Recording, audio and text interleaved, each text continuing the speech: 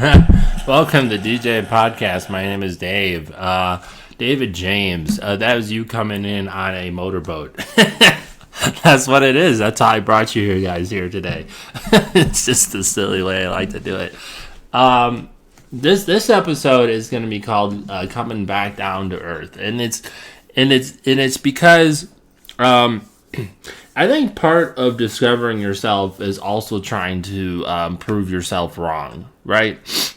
Stephen Hawking once said, after he proves string theory, his next goal is to disprove string theory, right? And it's because the best way to prove yourself right is to also try and prove yourself wrong, which is kind of an interesting concept. And I just want to take you kind of back to about, today is November 19th, 2023, and I want to take you back to about a year and 3 months ago, where I had, hold on. So, it goes back to, like I said, about a year and a few months ago, where it kind of all started with what I call now a vision. You know, I used to just call it the dream, but now it's a vision, and I called it a daydream at the time, because I was most definitely aware, but I was kind of in that moment where, yes, I was high. I know I was on marijuana at the time. But, you know, I'm just being transparent with you, so you have, like, the whole spectrum of what I'm talking about. I was definitely in a mode where if you clapped your hands really loud or said Dave or shook me, I would probably be startled awake. And what felt like 4 hours to me, kind of like a 4-hour vision, was probably only like 15 minutes. And it was a vision of me evolving into my soul. And that's how it all started. And after this vision happened, I just had this moment where I felt like I must get oracle cards. I must get tarot cards. Like, I must start exploring something. And maybe it was just like the stress of the time. I was going through a divorce, trying to find a new place to live. It's just everything stressing you out. That my job, back then, I think that's when I was kind of first worried about my mom dying, and she did pass away in May. May of this year, it's now currently, like I said, November 2023. So, man, that time flew by so fast with her passing away. You know, a lot of stuff was going on in my life during this time. So this could just been all the stress of my life pushing me this way. Who knows? I guess with my newfound spirituality, I might even call it. Maybe it was a download. I'll have to get into that a little bit further, but anyways, this was so strong in my mind. I have a friend who's a real nice guy. I shoot pool with him. He's got a family, kids. He's a programmer, so he's a real mathematical, show me the facts type of guy. And I was always like that too. I would say that's where my straight atheism stemmed from, was show me the facts. Prove to me all this stuff in the Bible's real. All these crazy stories, Noah's Ark, the parting of the Red Sea, show me all this stuff is real or possible. And how come we can't do it now? I don't want to get really deep into, like, trying to disprove religion on this podcast. That's not anywhere near my goal, so I'm not even gonna go real into it. But if you talk to someone who is a very scientific mind and very factual data driven, that's who I am, right? If you can't show me something that can link anything to anything, it's hard for me to believe it. It's hard for me to believe it. And basically, I was talking to this guy, and it was so. We've been friends for about a year. I would say probably right around this time, me and him started becoming better friends. Hanging out with him every other weekend, if not every weekend, just shooting pool. It was kind of like when I need a day to relax, but not. Yeah, I'm not trying to go out and meet a female. I'm not trying to go out and do anything like that. I just kind of need a day. Even on this day, I could meet somebody, but on these days, I hang out with him. It's really just about talking to someone familiar, being friends with someone, and I threw this dream at him, and he just kind of accepts what I say as whatever I say.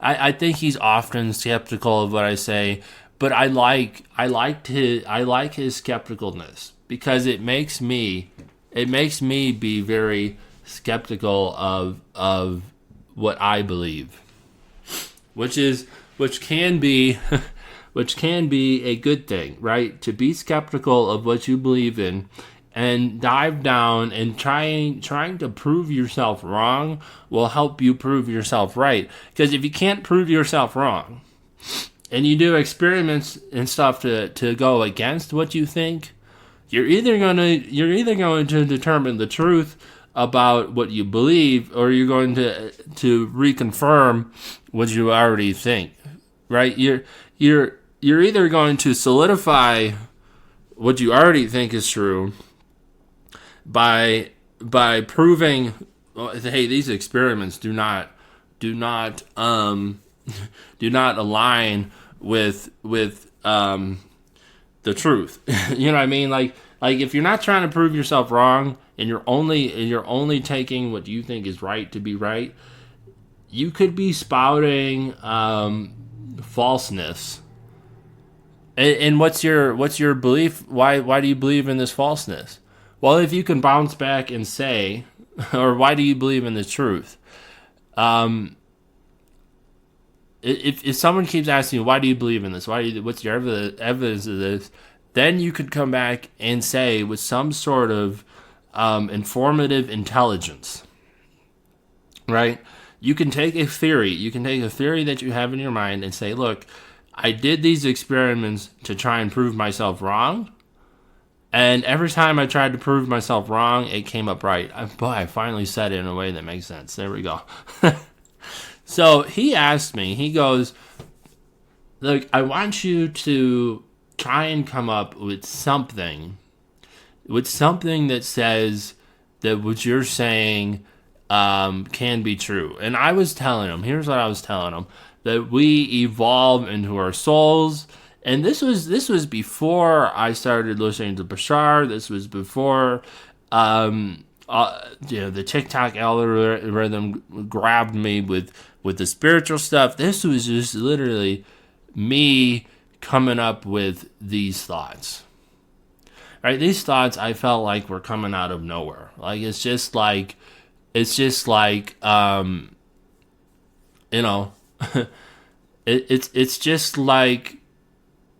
where are these thoughts coming from?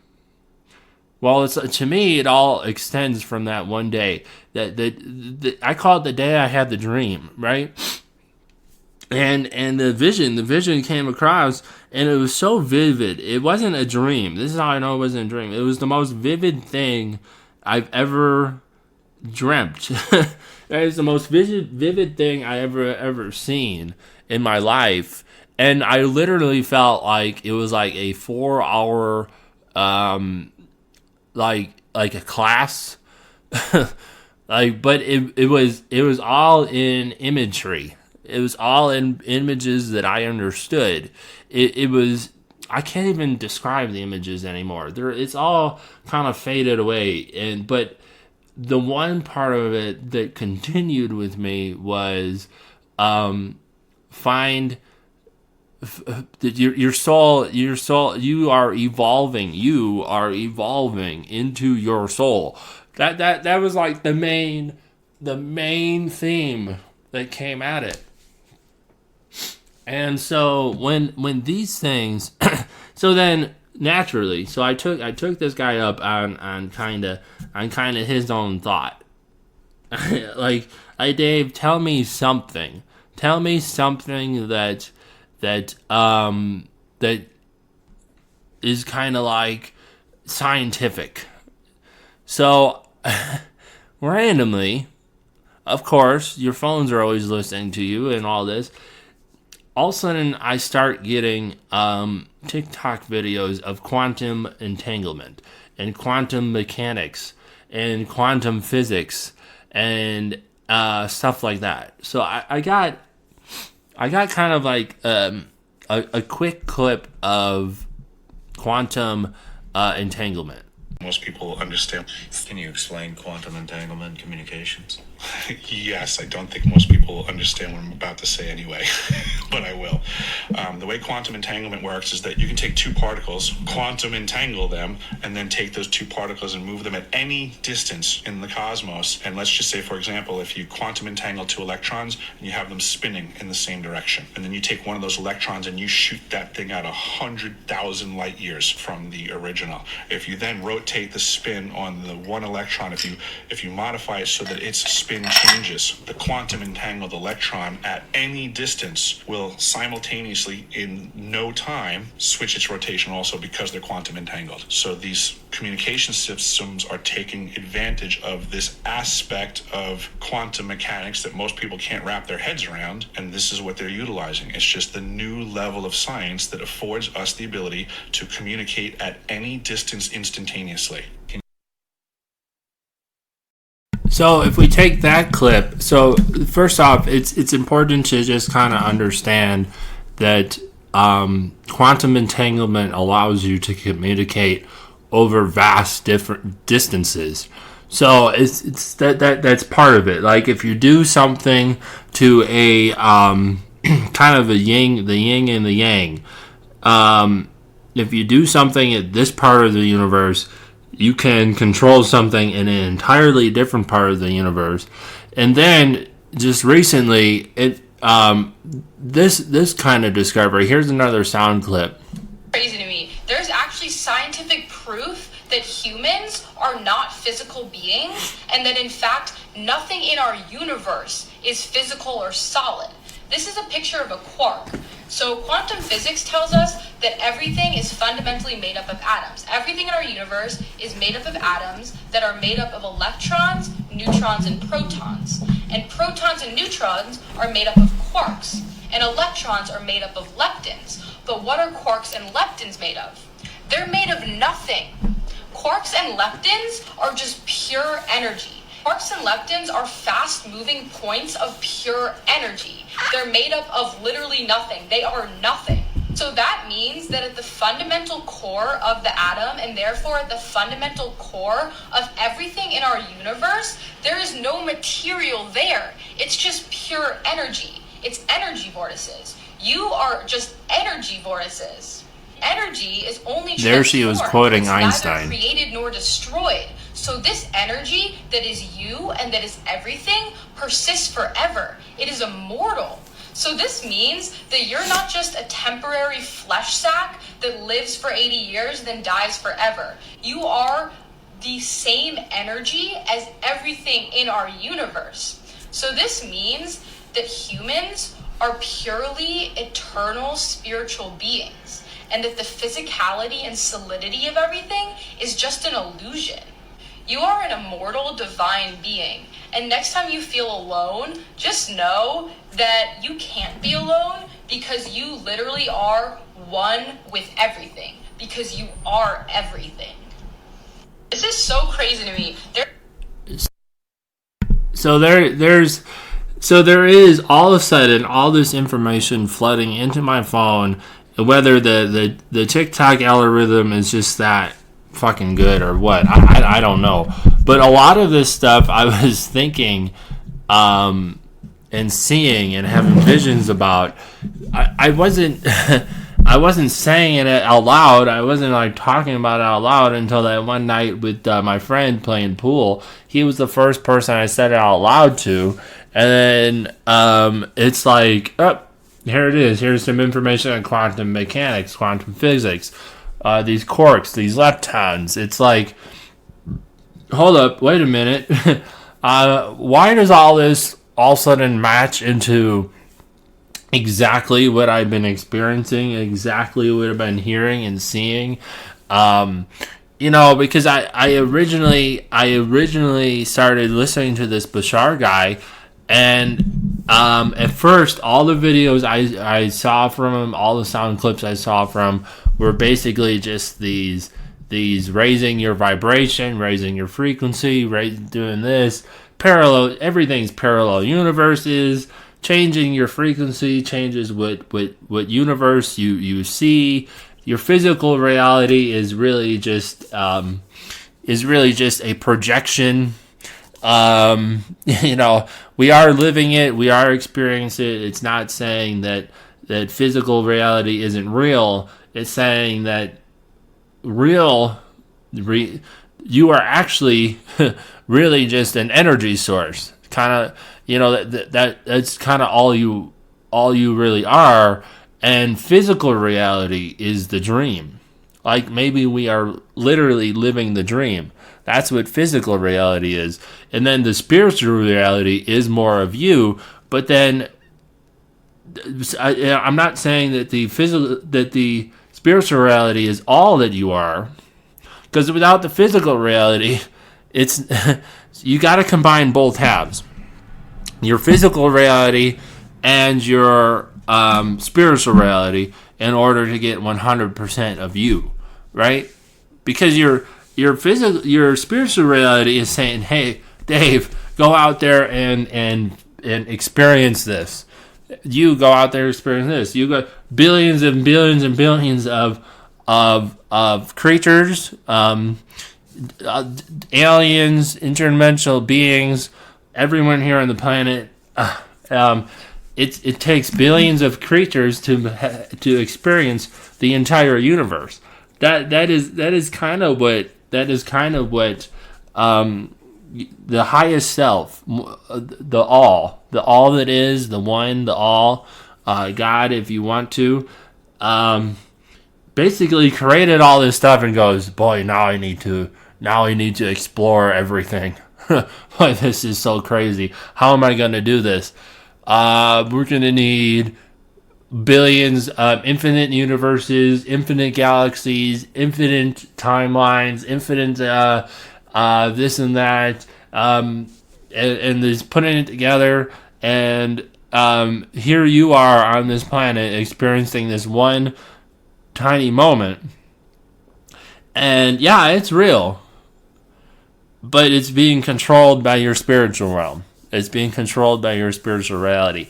So anyways, so me and my friend are playing pool, and I start to, he challenges me with this, kind of like prove to him, but in a way just prove to me, like, boy, this stuff is starting to come together. It's starting to make sense. Yada, yada, yada, this and that. And then, of course, out of all this, all of a sudden, we start hearing, stop talking. I started hearing, I gotta pull up another soundbite here, one second. I came across a book written by Lisa Royale, called The Visitors Within. Yeah. And it's describing using what was formerly called alien abduction or ET visitation, yes, as a evolutionary tool, both individually and collectively. Yes. It is an evolutionary tool as part of the hybridization agenda for Earth evolving into the 6th hybrid race. Wow. Yes. I'm sorry, was that a lot to drop on me? Yeah, the beings that you call the Greys, that you say are involved in the so-called abduction experiences that have used DNA to create hybrid beings. Are most of you familiar with that, at least? Yes. The idea to understand is that the Greys are not actually aliens. They are mutated humans from a parallel Earth that destroyed itself. They could no longer reproduce. They had to tunnel into other parallel realities, such as yours, where viable human DNA still existed in order to perpetuate their society. In the process of doing that, they created different hybrid races, of which my civilization is one. The idea, though, is that there are also children, hybrid children, that have been created that will eventually also be brought to Earth to live among you. Over the time that passes from that moment forward, there will be more and more blending between the humans and the hybrids, until such time as the natural evolution of your planet that you've all chosen to participate in, thank you very much, will be that you become the sixth hybrid race. We are the third. Wow. So, did that help? that did help, yes. All right. It's obviously a longer explanation than that, but we'll keep it brief for now. So, am I correct in understanding that using the formula Yes, fully and precisely. and consistently across the board Yes, would naturally culminate in what on our planet is archetypally described as Christhood? yes.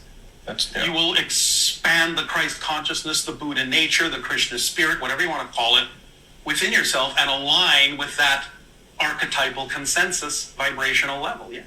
That's the so-called second coming, is the realization of the Christ consciousness within each of you.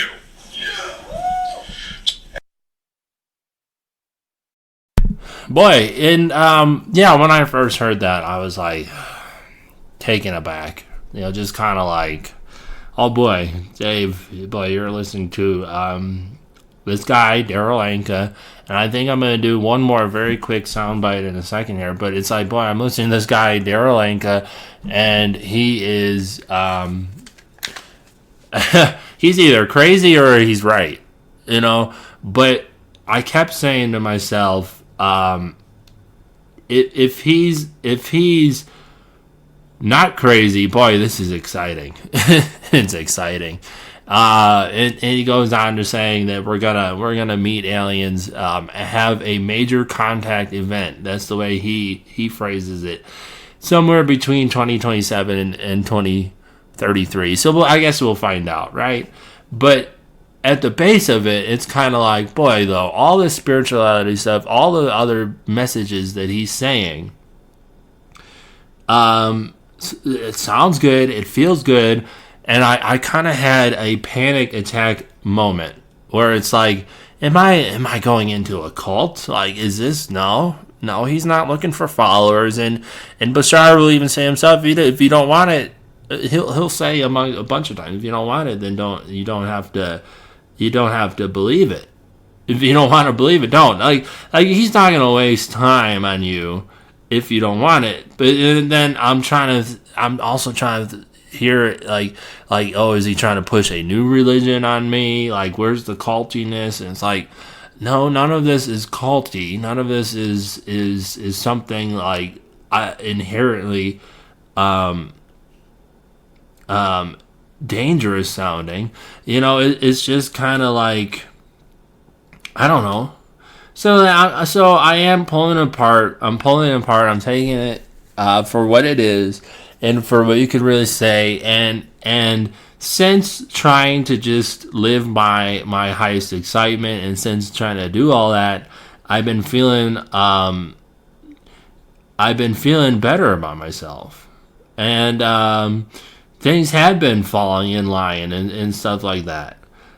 So when it all comes together, it's like, if I take this, and even if I create my own spirituality out of it, that's fine with me. And then all these things about aliens and hybrid races. Hey, look, we've seen the UFO sightings. The U.S. government came out and said, yeah, basically, the Roswell crash was true. Yeah, they do have alien spaceships and alien technology at Area 51. You know, that was the government announcing it, that there's non-human biologics were found at this crash. Like I said, this all came out. And that's our government saying, yeah, there's aliens. Yeah, some of these videos of alien spacecraft are actually things that we can't explain, right? They're looking at all these cases and whatever of UFO sightings and videos and stuff like that. Videos taken from United States Air Force planes. You know, they're trying to follow these orbs and these spears, and it was called. They described it as a tic tac, a flying tic tac, not talk. You know, and it's like that. This device is moving with no propulsory, no propulsion. It's just in the air. It's just suspended in the air, and then it's flying in a different direction. It's flying faster than our F-16 fighter pilots. And so it's like, yeah, there's aliens. They're visiting Earth. They're watching us. They're observing us. And it is kind of like coming back to it all. Why are they watching us? Why are they looking at us? Why are they doing this? And it's kind of like, boy, I'm seeing the physical evidence right in front of me. I'm seeing all this stuff, all this information is coming back at me. Quantum mechanics, quantum physics, quantum entanglement. It's like, wow. And all of a sudden, to me, it does make sense. It makes sense that we could be part of the sixth hybrid race. Because all of a sudden, there is a moment in evolution, there's a moment in time when all of a sudden it's like, oh, here's the human race, and they are just dominating over the other Homo sapien races that were evolving at the time, the nomads and all this, and all of a sudden, out of nowhere, here's humans, and we're just technologically like jumping.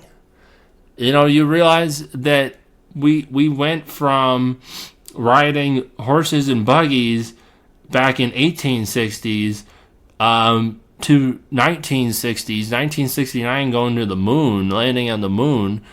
And yes, the moon landing was real for any of the people out there who try to argue that. Flat earthers can go away. What's on side B? Meaning, the only thing I have to say to flat earthers is take a paper plate, draw the picture of the globe of how you see it, draw a picture of the planet and how you see it, and then I want you then turn the paper plate over and tell me what's on the other side. Okay, just please.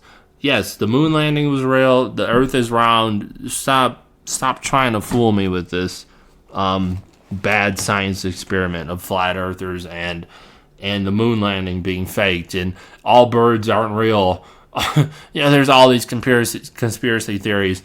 Those are the real distractions. So stop trying to fool yourself with that. Anyways, so this next sound clip is Darryl Anka. It's not Darryl Anka channeling as Bashar. It's him. This is directly him.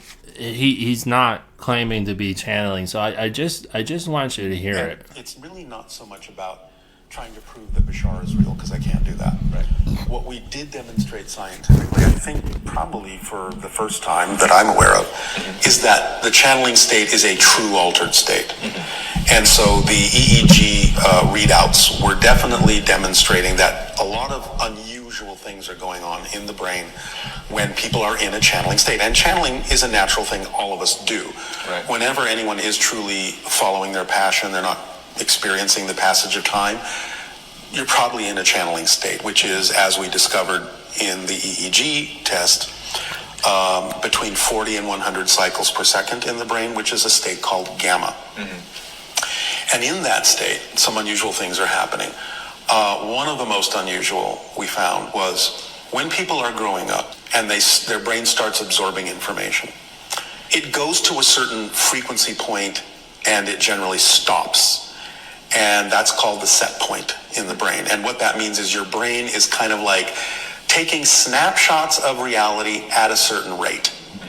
Now, mine in general was 9 hertz, 9 frames per second, which is a typical amount of, rate of absorption.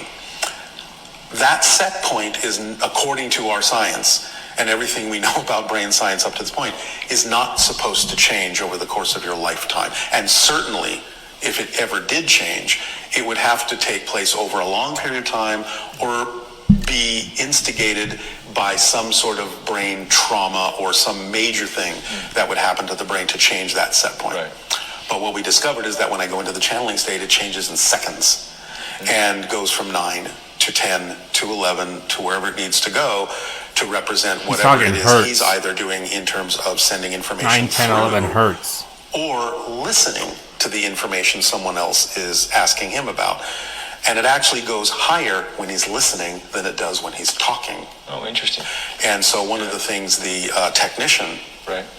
took from that was that there is a higher focus, a higher concentration of attention given to when he is actually listening to someone talk, because he's assessing all of the things that are going on in that statement in terms of their emotional level, in terms of the real intention behind asking the question, and many other aspects. So there was that. One other unusual thing was there is a portion of everyone's brain that is responsible for processing your personality so that you can express yourself as the person you are. During the channeling state, that portion of the brain shuts off completely. Oh. So who's talking? Right. So your personality's gone. My personality is gone during that state. And there are many other things that are happening, including a very heightened sense of connectivity. See, a lot of people think it's actually a trance state. It's not a trance state. Right. It's a state of heightened connection. So that more associations are being made, more connections are being made faster. And so there is a higher rate of processing information, organizing information, and delivering information from a very, very precise, high-level frequency. So many different things we were able to demonstrate are happening in the channeling state that are highly unusual. Is this something you're going to continue to research? Yeah, more we will. further? We'll look for other ways to, get that data. Nice. As well. Yeah, it's looking. So, anyways, after I heard Darryl Anka say, and Darryl Anka is he's helped produce and design movies like Green Lantern and a lot of the Marvel movies and stuff like that. He's a very intelligent guy. He's the brother of Paul Anka. But when I heard him say what you just heard him say, it's kind of like, all right, there's a little bit more scientific evidence to point towards what he's claiming, right? And sorry about some of the sound quality. I'm dealing with recording off of the thing, and I'm trying to change the gain level on my microphone and monitor it on the screen. So hopefully that comes out clearly. I think I got the portion of it that I wanted you to hear. But he starts off saying he can't prove that Bashar's real. It was a very, very quick part in the beginning of it. But when he did these EKGs or the EEG brain scan, it's like, hey, we got some results from it. So, anyways, and what's interesting about all this is, of course, seeing, liking and following and seeing all these different Bashar clips, all of a sudden I start getting other channelers There's a female channeler that I like. I don't see her as often as I do the Daryl Anka stuff, because he's kind of like the famous one. He's the one that people go and see. It's weird how all these stories match up in a line. And then I also started getting lots of videos on people doing past life regression hypnosis. And those stories, they're coming up with the same stories of and they're recording these past life hypnotic sessions are recordings of people, and maybe I should put some of these clips up there eventually. I don't think right now. I got enough clips on this episode, I think. But anyways, this girl is saying doing these past life regression hypnosis with people, and 100,000 people, it's like have gone under these things, and not just her, but multiple people do these past life regression things. A famous one is Dolores Cannon, and of course there's a bunch of people who immediately say, "Oh, she's a quack. There's the quack." Everyone, there's always the skeptics. There's always the people. This guy's a quack. That guy's a quack. But it's weird how, like, when you listen to the recordings of the people who are under the hypnosis, they're saying the same thing. They're describing living on parallel universes, other worlds, other planets than planet Earth. They describe being other beings, and it's almost like, where is this coming from? Right? They're getting into this hypnotic state. They're going into this hypnosis and describing being on a different planet and describing being in these areas, and it's kind of like, okay, where is all this coming from? So at the very least, I have to say that I am convinced that there's parallel universes. I am convinced that our souls live forever. I am convinced that the energy, meaning our souls, our life force, our consciousness, our personality, is a forever being. A soul is a forever being. And I don't think, I really don't think that you could ever destroy a soul. I don't think it can ever completely go away. And so when I break it down into some things that I feel just must be, right? When I say there must be parallel universes, there must be that. There just has to be. It just seems impossible for that not to be happening. So maybe changing my frequency, changing my vibration, maybe all that is true. Like, maybe I can completely find my spirituality here and eventually become somebody who can time jump, dimensional jump. And what's strange about it, it might not ever happen in this lifetime. See, wouldn't that be interesting that I'm actually setting up my future self? Like, without me doing this, my future self, a different version of, not even a different version of me, my consciousness, my soul, experiencing, there's a version of me experiencing the futuristic version of what I'm doing right now. And if it wasn't for me finding this spirituality, he wouldn't be able to time jump and wouldn't be able to do this. Right? There's even a thing in this whole thing where your future self, there's this, someone said, oh, your future self can negotiate your past self being abducted by aliens. But it's to, and they're the ones who signed the contract, they're the ones who signed you up for it, but it's to ensure that they exist, right? Without the experience that you're having now, they don't exist. So it's not time travel. It's influencing. It's not time travel because all of time is happening right now at the exact same time. So when Darryl Anka or Bashar says that he's a futuristic hybrid humanoid, he's not actually talking you to from the future. And Darryl Anka even explains this in his interview. He's not talking to us from the future because everything is happening here and now in our current time frame. It's just that the frequency that everything is happening in, the vibration that everything is happening in, the moment in time that everything is happening in is another parallel universe, and all this is happening. And so they're really talking to us from a different dimension where his reality is real. And Bashar and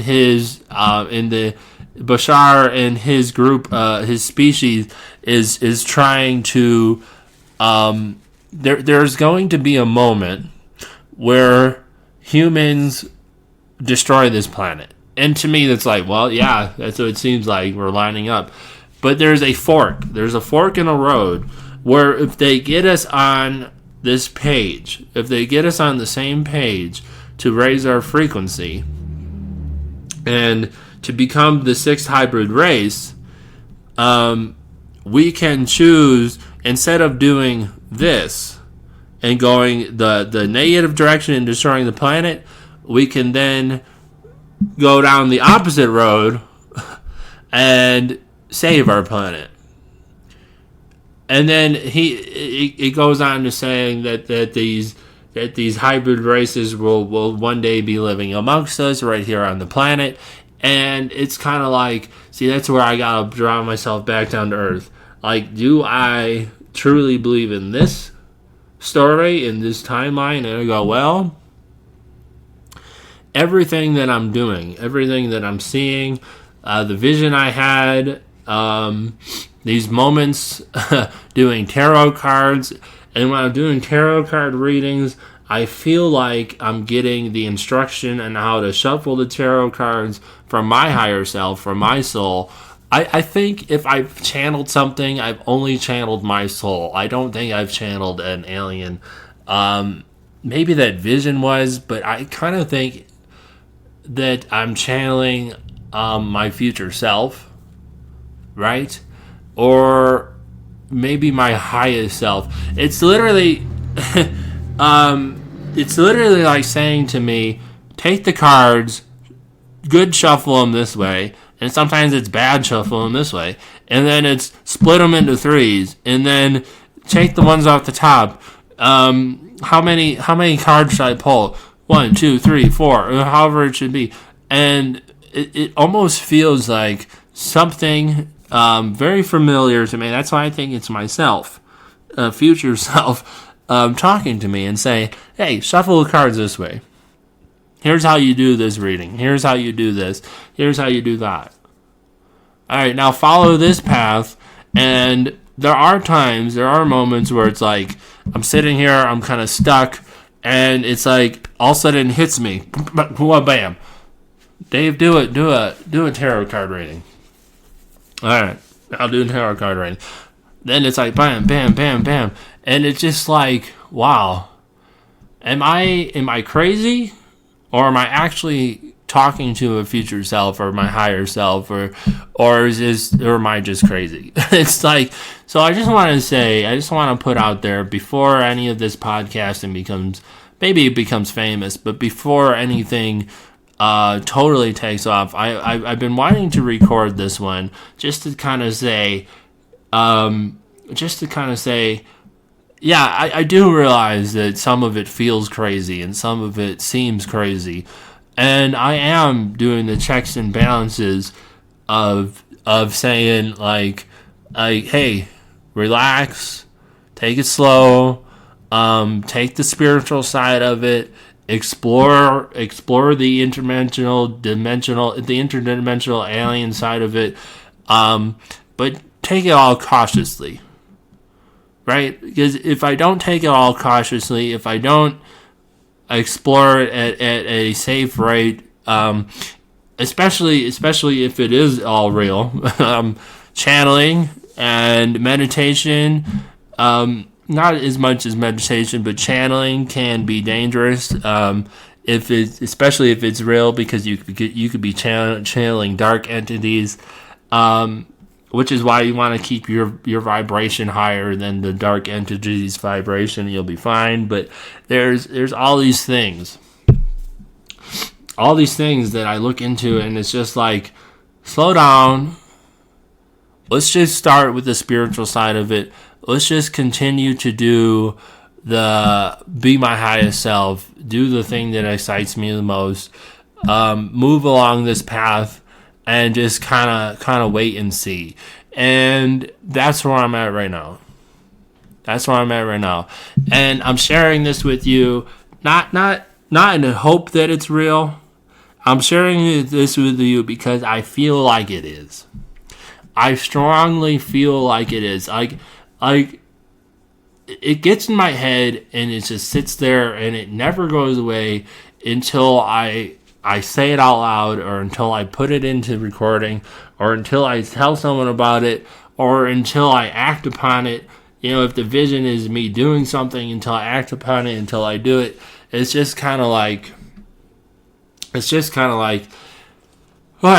after that moment, then my brain can move off of that and start exploring the next subject.